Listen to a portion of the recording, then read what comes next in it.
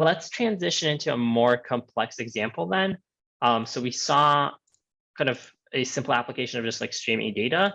Let's delete that data and kind of add, let's kind of rebuild this game basically that has the COVID visualizer.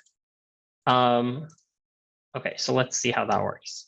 So I am going to swap the custom behavior script. So the same script that we reviewed earlier, I'm going to just swap it to like a new script, some new features. And I'm going to add content from the cloud, content to the cloud. So here it is. I'm going to take it from local storage this time.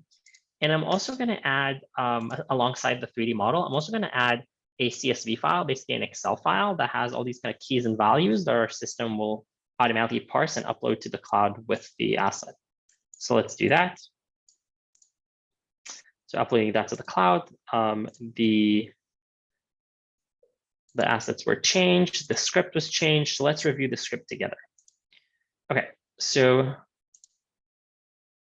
here's the new script. Can you see this script? It's the custom behavior script. Basically, I'm going back to the code.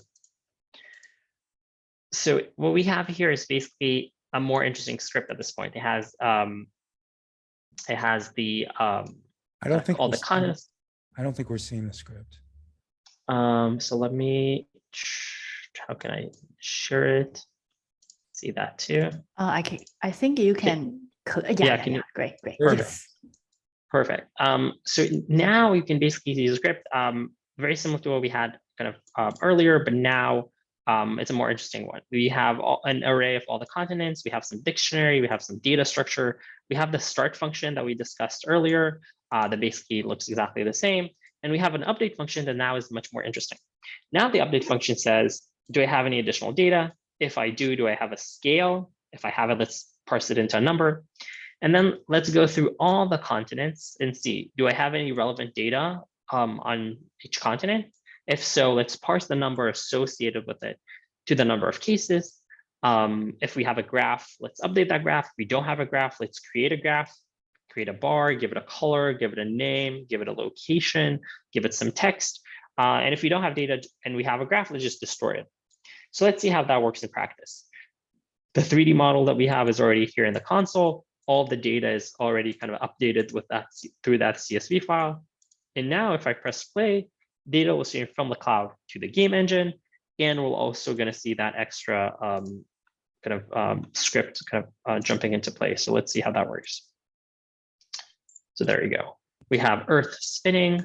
We have all these different kind of charts showing different values that are reflected through the console.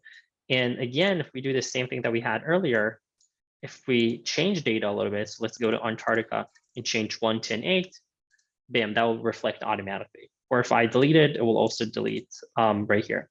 So again, simple examples, but to show that how easily you can kind of use data, how easily you can kind of structure applications, how you can kind of change things remotely through code and basically create this entire application.